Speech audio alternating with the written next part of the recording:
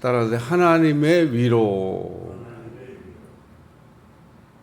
위로라고 하는 말을 이렇게 생각하면 고린도 후서 위로란 말이 많이 나와요. 어떤 때는 막 바울이 계속 위로란 말을 써가면서 위로.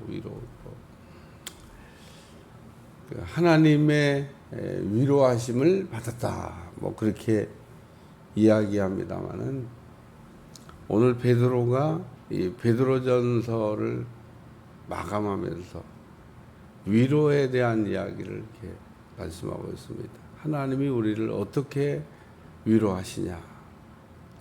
또 우리는 하나님의 위로가 필요합니다. 우리가 진짜 힘들고 어려울 때 하나님의 그 위로 프로그램이 막 돌아가요. 그러니까 하나님은 살아계신 겁니다. 하나님이 살아계시다고 하는 것을 우리가 이 베드로가 서신을 쓸 때처럼 고난 중에 있을 때 하나님이 정말 살아계시구나. 우리가 조금 예민하면 더 많이 느끼고 좀 둔해도 하나님의 위로가 돌아가는 걸 알 수 있습니다. 그래서 이제 그런 위로를 받으면 눈물이 펑펑 나는 거예요. 감동을 받는 거죠. 우리에게 힘든 일만 있는 게 아니고 우리가 가끔 그 천국을 생각할 때 천국이 있다는데 뭐 천국은 좋다는데 그치 뭐 천국은 있고 천국은 좋죠. 근데 우리가 이 땅에서 너무 힘들 때 야, 그 천국을 좀 이 땅에서도 조금 맛봐야 되지 않겠냐 이런 생각을 할 때가 있습니다. 근데 하나님 맛보게 하십니다.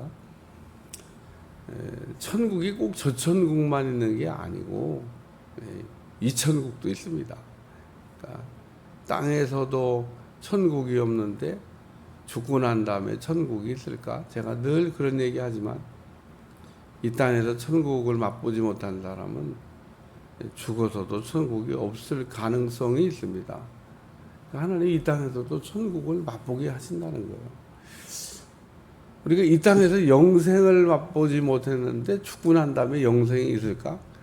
글쎄 뭐 있을 수도 있겠지만 이 땅에서 하나님이 영생을 맛보게 하시는데 영생을 맛보며 야 영생이 이런 거구나. 천국이 이런 거구나.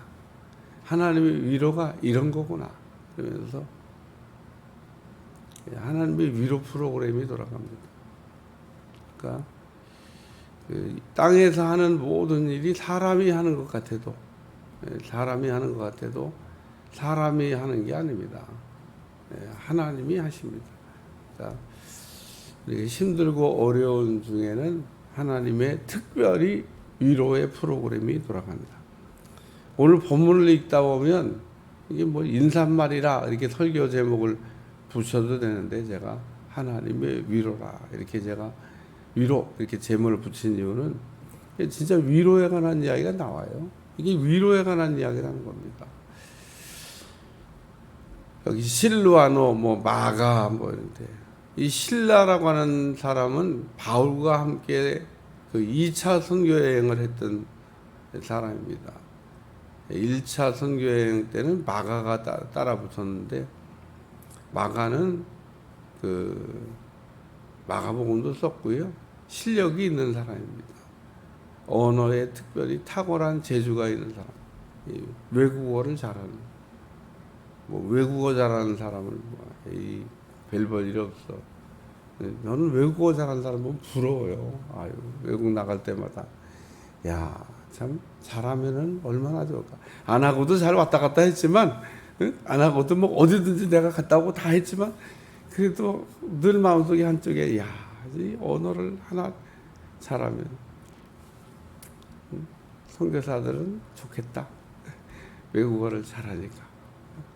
어쨌든 마가는 외국어를 잘했던 이 통역도 할 수 있는 이 실력이 있는 사람입니다. 근데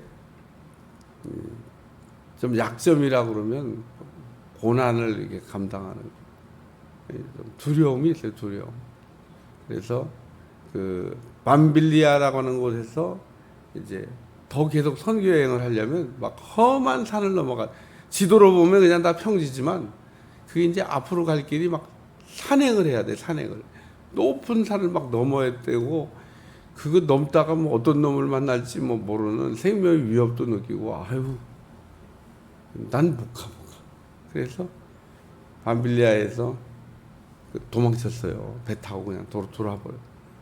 그래서 이 2차 선교여행 때 막 바나바 바울이 막 다퉈가지고, 예? 데려가자, 못 데려간다. 또 도망가면 어떡하냐. 막 이게 시심에 걸렸던 인물이 마가인데, 나중에 바울이 마가를 막 데려오라고, 보고 싶다 그러고. 예? 마가가 일꾼이에요, 일꾼. 좀 신라는 그런 기록이 없습니다. 늘 바울 곁에서, 이 사람은 영적으로 굉장히 민감한 사람이고 실력이 좋은 사람입니다. 여기다가 베드로가 보증하기를 신실한, 이 신실하다는 얘기가 뭐냐면 변함이 없는 사람이다, 이런 뜻입니다. 오늘 편지를 마감하면서 변하지 않는 사람 신라, 사람은 변하지 않는 사람이 좋아요. 사람을 오래 두고 보면 변하지 않는 사람, 옛날이나 지금이나 뭐 우리가 변하지 않는다는 게 무슨 나쁘다는 뜻이 아닙니다. 초지일관, 심지가 굳어서 늘 자기 자리에 있어야 될 자리에 잘 이렇게 자리를 지키고, 믿음 생활은 충성된 사람, 충성된. 내가 신실한 형제 실로안을 아노니 말며, 이 편지를 대필한 것 같아요. 대필했다고 얘기합니다. 베드로가 쓸 수가 없어서 신라라고 하는 사람이 막 부르면은 조금 이게 쓰는 사람이 이제 좀 다듬어 갖고 쓰지 않겠어요. 뭐 이런 내용을 좀, 구원에 대해서, 또 뭐 순종에 대해서, 고난에 대해서, 이런 내용들을 성도들한테 좀 전달해야 되겠다. 신라가 막 쫙하게 쓴 겁니다. 그래서 여기 내가 신실한 형제로 아는 실로아로 말미암아 너에게 간단히 써서, 길게 안 썼다 그 얘기입니다. 5장 써놓고 뭐 짧게 썼대. 짧은 것도 아닌데 5장 많이 쓴 거예요. 간단히 써서 이것을 하나님의 참된 은혜임을 증언합니다. 오늘 하나님의 위로라고 하는 제목을, 우리가 진짜 은혜, 이게 하나님의 은혜입니다. 진짜 은혜가 뭐냐? 십자가의 고난이죠. 예수님도 십자가의 고난을 지고 가셨는데, 뭐 은혜는 뭐 우리가 거저 받는 거이긴 하지만, 오늘 우리에게 고난이 있다고 하는 것은 진짜 은혜다, 진짜. 고난이 없으면 사생자라고 그러잖아요. 친자는 고난이 있어요. 남의 자식은 때릴 수가 없습니다.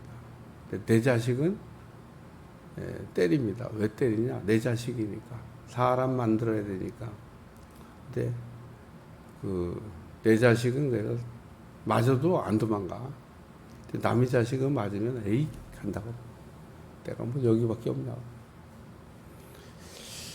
그래서 참된 은혜임을 증언하노라. 그래서 십자가의 고난, 예수님도 감당하셨던, 그리고 많은 믿음의 사람들이 감당했던 그 진짜 은혜. 오늘 고난 받는 거를 뭐 이상하게 생각할 게 없는데, 여기 4장 12절 사랑하는 자들아 너희를 연단하려고 오는 불시험을 이상한 일 당하는 것 같이 이상히 여기지 말고, 참 나한테는 왜 고난이 이렇게 막 많은가. 남들은 보니까 뭐 다 그냥 행복하게 편안하게 예수 믿고 그냥 뭐 좋은 날만 많은 것 같아. 나는 왜 이렇게 예수님 안 믿으면 안 받아야 될 고난을 막 받고 있는 것 같은가. 진짜 됩니다, 진짜.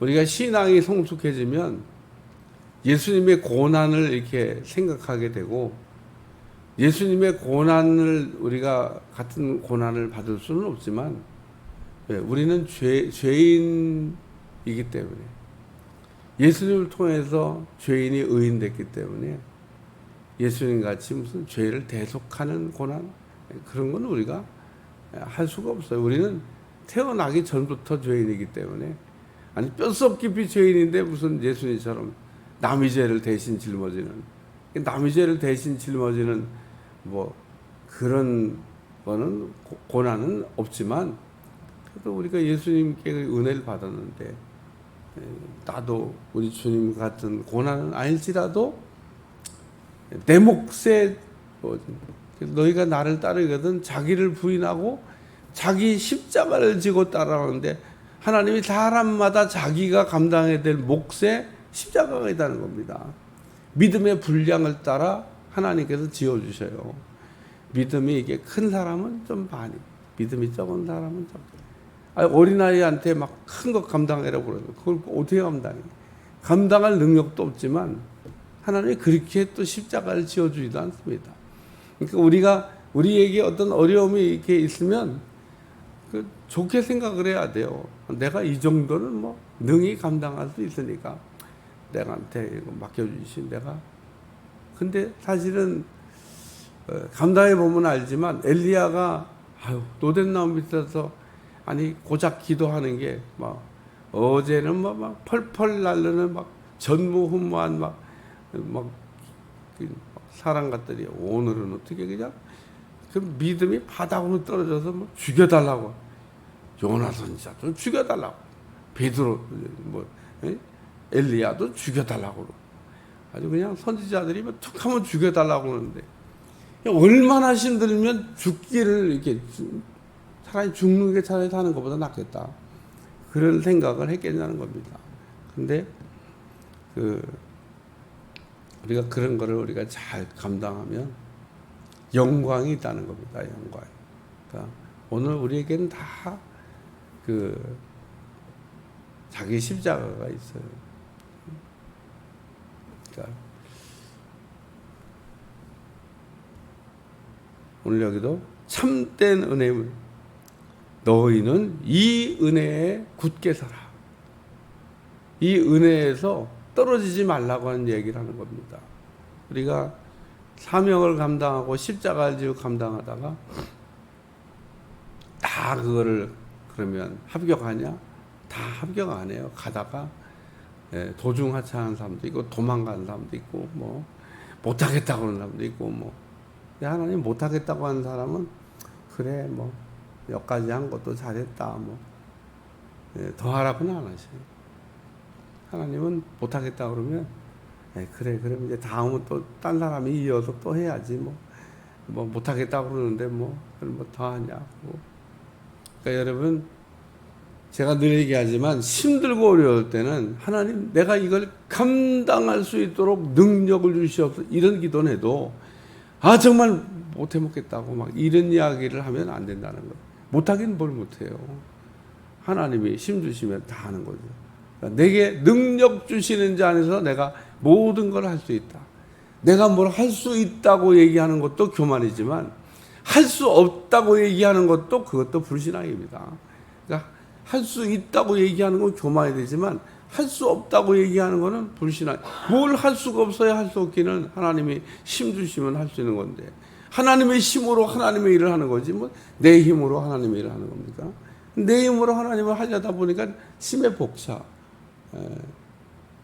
하나님의 힘을 받아서 해야 되는데 하나님의 힘으로 할 생각은 안 하고 막 내 힘으로 하려다 보니까, 하나님의 힘으로 하는 사람은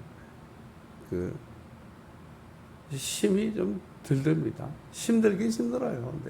근데 힘이 좀, 그러니까 감당할 수는 있다, 그런 얘기입니다. 그 찬송가에 견디다 못해 쓰러질 때, 그런 찬송이 있어요. 여러분, 그 찬송을 부를 때, 이게 고난 중에 있는 성도가 견디다 못해 쓰러질 때, 막 버티는데 버티다가 막 쓰러지는 겁니다. 우리 주님이 그럴 때 같이 옆에서 주님이 같이 계신 거예요. 우리는 항상 고난 중에 있을 때 나 혼자만 또 고난 받는다고 생각하면 주님도 고난을 받으셨고 주님도 그 길로 가셨고 또 내가 고난을 받을 때 주님도 내 곁에 계시고 그래서 이 은혜에 굳게 서라. 왜냐하면 떨어지는 사람들이 있다 그런 얘기입니다. 고난 중에 막 알곡과 쭉정이가 가려지듯이 막 알곡인 줄 알았는데 막 쭉정인 사람들이 막 많습니다. 저는 요즘 늘 예배드리면서 한 오랜 시간 버티고 달려왔는데 그분들이 다 버티고 있어요. 나보다 훨씬 더 위대한 것 같아요. 일단 버티는 사람이 위대한 겁니다. 어려움 중에도 굳게 서 있는 사람, 흔들리지 않는 사람. 어제도 여기 10절에 보면 똑같은 얘기를 한번 했어요. 친히 온전하게 한, 친히 굳건하게 한, 친히 강하게 한, 친히 터를 견고하게 하시리라. 하나님이 이렇게 하신다는 겁니다. 우리가 온전해지는 것도 아니고 우리가 뭐 굳건하게 되는 것도 아니고 굳건하게 견고하게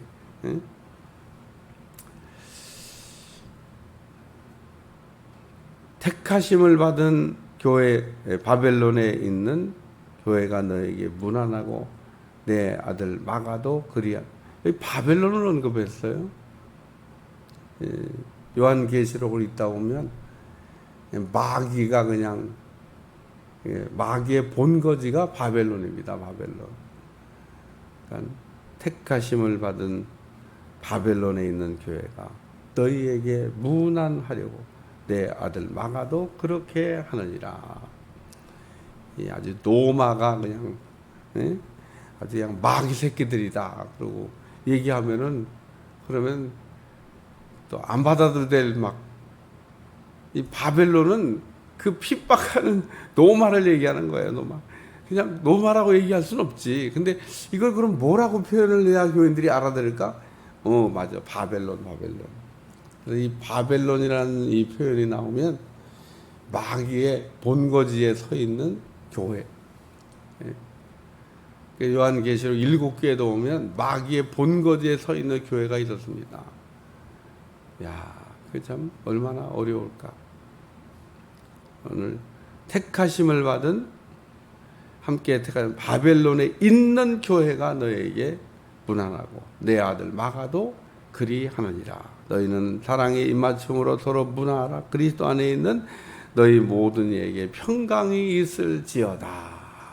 그러면서 바울이 위로에 대한 얘기를 하면서 진짜 위로는 하나님이 우리에게 주신 십자가의 고난이다. 우리 몫에 감당해야 될 사명이다. 이 어려움 중에서도 은혜를 잃어버리지 말고 견고하게 서서 승리하라고 하는 아주 결론인데 잘 생각해 보면 마귀의 본거지에 들어가서 교회가 세워져 있으니 아유 참 얼마나 어려워요. 그래도 그 교회가 음부의 권세가 누르지 못한다. 마귀의 그 본거지 속에서 얼마나 어려움을 겪지만은 그래도 성도들은 잘 버티고 승리한다. 그 얘기를 지금 말씀하고 있습니다. 내일서부터는 또 베드로 후서. 이거는 뭐 베드로 전서보다 더 짧아요. 이것도 베드로가 썼습니다. 어쨌든 내일서부터는 또 베드로 후서를 생각합니다. 기도하겠습니다. 하나님, 오늘도 베드로전서 말씀을 은혜 중에 잘 마감하고 또 베드로전서를 통해서 구원과 순종과 고난과 위로를 받게 하심을 감사하며 귀한 말씀이 우리 속에서 절절히 깨달아지고 승리할 수 있도록 축복해 주옵소서. 예수님의 이름으로 간절히 기도하옵나이다. 아멘.